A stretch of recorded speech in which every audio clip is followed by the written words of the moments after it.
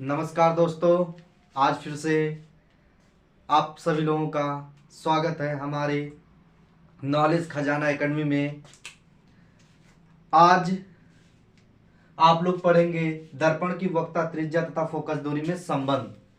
दर्पण की वक्ता त्रिज्या तथा फोकस दूरी में जो संबंध होता है उसे हम सिद्ध करेंगे कि जो संबंध होता है F बराबर R/2 होता है। संबंध क्या होता है? F बराबर R/2।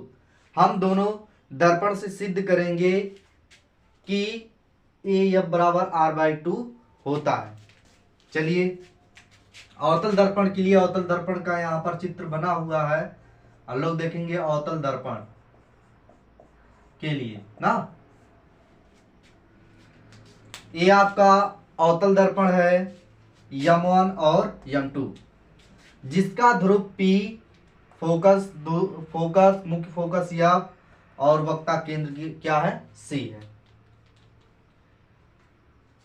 AB कोई प्रकाश की किरण है। AB कोई प्रकाश की किरण है परावर्तन के पश्चात AB कोई प्रकाश की किरण जो मुख्य अक्ष के समांतर चल रही है, परावर्तन के पश्चात मुख्य फोकस से होकर जा रही है।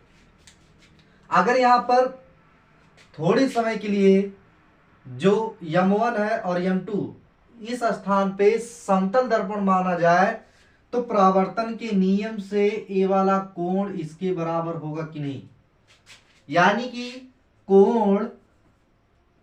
कोण A B C equal to कोण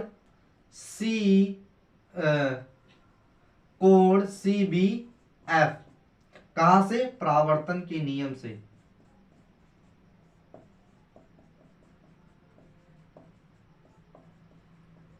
परावर्तन के नियम से आप देखिए, भुजा सीपी के समांतर भुजा AB है।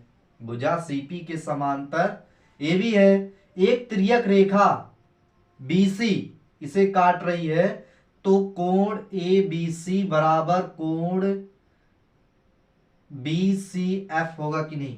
कोण ABC बराबर कोण BCF। कौन सा कोण है? एकांतर कोण।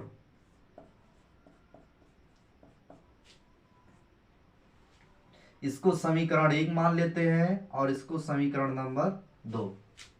समीकरण 1 और 2।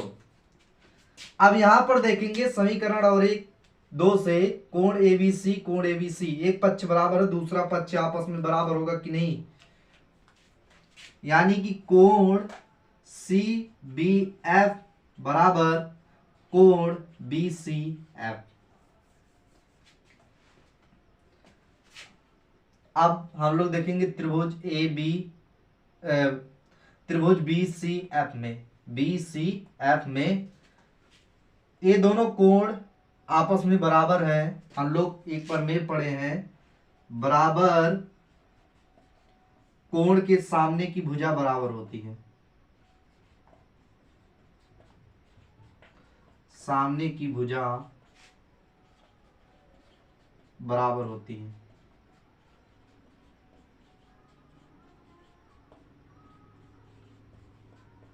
यानी कि CF बराबर FB। CF बराबर FB। समीकरण नंबर 3।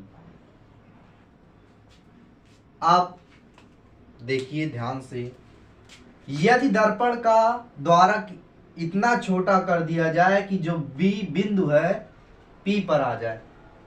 यदि दर्पण का द्वारक इतना छोटा कर दिया जाए जो B बिंदु है P पर आ जाए तो FB बराबर FP होगा कि नहीं? दर्पण का द्वारक छोटा करने पर यहां पर लिखेंगे दर्पण का द्वारक छोटा करने पर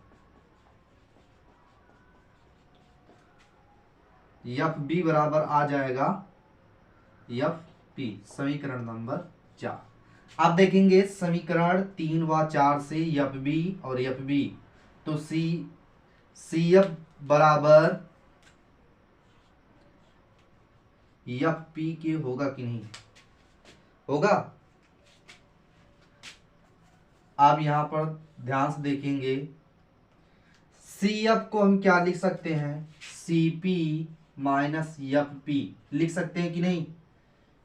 यहां पर और लिखेंगे इक्वल टू एफ पी, और एफ पी धन एफ पी बराबर सी पी, और 2FP बराबर CP, और FP बराबर CP अपान 2। इतना समझ में आया। और मैंने आप लोगों को इसके पहले बताया था कि केंद्र से इस दर्पण की जो वक्ता केंद्र से दूरी होती है वो कैपिटल R होती है, और मुख्य फोकस और इसके बीच जो संबंध होता है स्मॉल एफ, यानी सी यहां से एफ बराबर आ जाएगा R अपान 2। ये संबंध आप लोगों का आ गया जो हमें ज्ञात करना था। अवतल दर्पण के लिए एफ बराबर R/2, ये संबंध हमने ज्ञात कर लिया। मेरे ख्याल से आप सभी लोगों को इतना समझ में आया होगा। आज के लिए बस इतना ही, आगे कल मिलेंगे। अगर हमारी ये वीडियो अच्छी लगी हो तो प्लीज़ लाइक करिए, सब्सक्राइब करिए और शेयर करिए, और बेल आइकन के बटन को दबाना मत भूलिए।